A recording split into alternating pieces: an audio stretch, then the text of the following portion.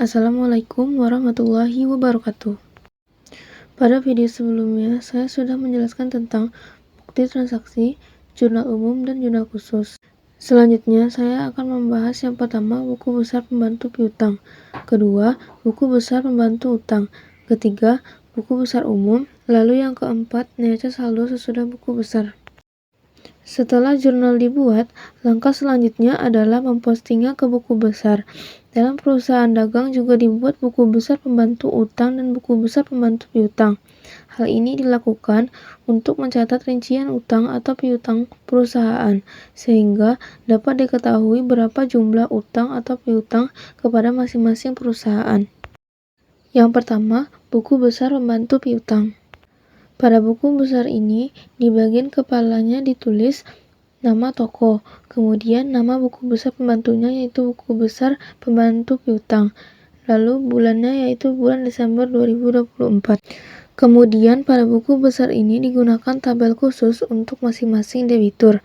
Toko ini memiliki 4 debitur, yaitu Toko Citra, Toko Lentera, Toko Sentosa, dan Toko Mandiri, sehingga dibuat 4 tabel untuk masing-masing debitur tersebut. Sebagai contoh, yang pertama piutang Toko Citra. Pada bagian nama debitur ditulis nama Toko Citra dengan kode CT. Kolom pertama digunakan untuk mencatat tanggal. Kemudian deskripsi cukup ditulis dengan posting, kecuali untuk saldo awal ditulis dengan balance. Pada bagian ref ditulis dengan nama dan nomor bukti, karena buku besar pembantu ini dicatat dari bukti transaksinya. Untuk saldo awal cukup ditulis checklist. Untuk debit dan kredit digunakan untuk mencatat bertambah dan berkurangnya saldo piutang.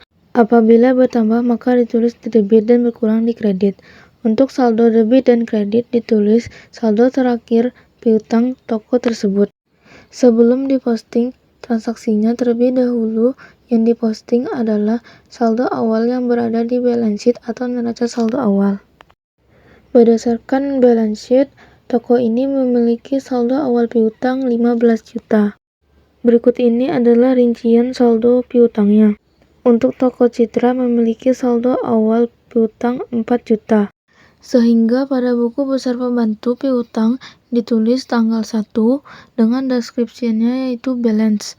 Di bagian ref diberi tanda checklist. Piutang ini bertambah di debit 4 juta, sehingga saldo debitnya 4 juta. Untuk transaksi lainnya pada tanggal 6, description ditulis posting. Kemudian ref ditulis nama dan nomor bukti yaitu FJ001. Piutangnya bertambah 4.440.000 di debit, sehingga pada saldo debitnya 4 juta ditambah 4.440.000 yaitu 8.440.000. Kemudian pada tanggal 7 deskripsinya posting. Di bagian ref ditulis NK001. Piutang ini berkurang di kredit 222.000 sehingga saldo debitnya 8.440.000 dikurang 222.000 yaitu 8.218.000. Setelah buku besar pembantunya dibuat, langkah selanjutnya adalah membuat daftar saldo piutangnya. Pada kolom pertama ditulis kodenya, kemudian kolom kedua nama debitur, dan yang ketiga saldo debitnya. Pada saldo debit ditulis saldo terakhir setiap toko atau perusahaan. Pada Toko Citra, saldo terakhir piutangnya adalah 8.218.000. Sehingga pada daftar saldo piutangnya ditulis kodenya CT, nama debitur Toko Citra, dan saldo debitnya 8.218.000. Setelah daftar saldo piutang selesai dibuat, kemudian dibuat jumlahnya. Jumlah ini harus sama dengan jumlah saldo akun piutang pada buku besar umum. Selanjutnya adalah membuat buku besar pembantu utang. Cara pengisiannya sama dengan buku besar pembantu piutang. Bedanya, utang bertambah di kredit dan berkurang di debit, sehingga saldonya berada di kredit. Contohnya buku besar pembantu utang PT Sinar Pustaka dengan kode ST. Perusahaan tersebut memiliki saldo awal utang 9 juta. Sehingga pada buku besar pembantu utang ditulis tanggal 1 description-nya balance, ref-nya diberi tanda checklist. Kemudian utangnya bertambah di kredit 9 juta, sehingga saldo kreditnya 9 juta. Kemudian untuk transaksi tanggal 25, description-nya ditulis posting, ref-nya FB003. Utangnya bertambah 2.875.000. Sehingga saldo kreditnya 9 juta ditambah 2.875.000 adalah 11.875.000. Begitu seterusnya hingga transaksi terakhir. Selanjutnya juga dibuat daftar saldo utangnya.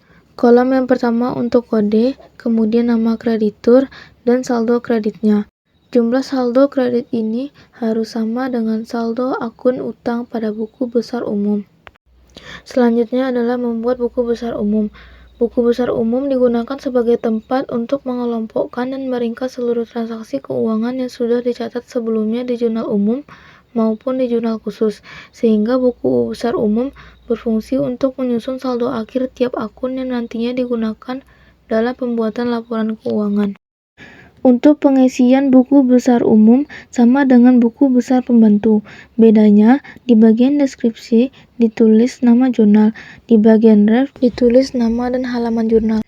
Karena dasar pencatatan buku besar umum berasal dari jurnal, yaitu jurnal khusus dan jurnal umum. Sebelum memposting jurnal, terlebih dahulu yang diposting adalah saldo awal dari balance sheet. Pada balance sheet, saldo awal cash-nya adalah 20.500.000. Sehingga pada buku besar ditulis tanggal 1, description-nya balance, di bagian ref diberi tanda checklist, di bagian debit 20.500.000, sehingga saldo debitnya 20.500.000. Kemudian langkah selanjutnya adalah memposting jurnal umum. Pada tanggal 5, cash bertambah 444.000. Sehingga pada buku besar ditulis tanggal 5, description-nya jurnal umum atau general journal, di bagian ref GJ1, cash bertambah di debit 444.000, sehingga pada saldo debitnya 20.500.000 ditambah 444.000 adalah 20.944.000. Jangan lupa apabila jurnal sudah diposting ke buku besar umum, pada bagian ref jurnal diberi nomor akun. Untuk yang sudah diposting ke buku besar pembantu, diberi tanda checklist. Selanjutnya adalah memposting jurnal khusus. Untuk jurnal khusus yang diposting adalah langsung dari jumlahnya atau dari rekapitulasi. Jadi tidak perlu mempostingnya satu persatu berdasarkan tanggal. Contohnya pada jurnal khusus penerimaan kas bertambah sejumlah 79.068.100. Sehingga pada buku besar umum ditulis tanggal 31, description-nya cash receipt journal atau jurnal penerimaan kas, dan bagian ref-nya CRJ1. Di bagian debit ditulis 79.068.100, sehingga saldo debitnya 100.234.100. Untuk jurnal khusus, apabila sudah diposting ke buku besar umum, ditandai dengan menulis nomor akun pada bagian bawah kolom akunnya. Dan apabila sudah diposting ke buku besar itu, diberi tanda checklist pada bagian ref. Selanjutnya, setelah semua akun pada jurnal diposting ke buku besar, langkah selanjutnya adalah membuat neraca saldo sesudah buku besar. Neraca saldo sesudah buku besar atau trial balance adalah daftar saldo tiap akun dari buku besar untuk memastikan total debit dan kredit seimbang, serta menjadi dasar dalam membuat laporan keuangan. Pada trial balance, kolom pertama ditulis nomor akun. Kemudian, yang kedua adalah nama akun, lalu debit dan kredit.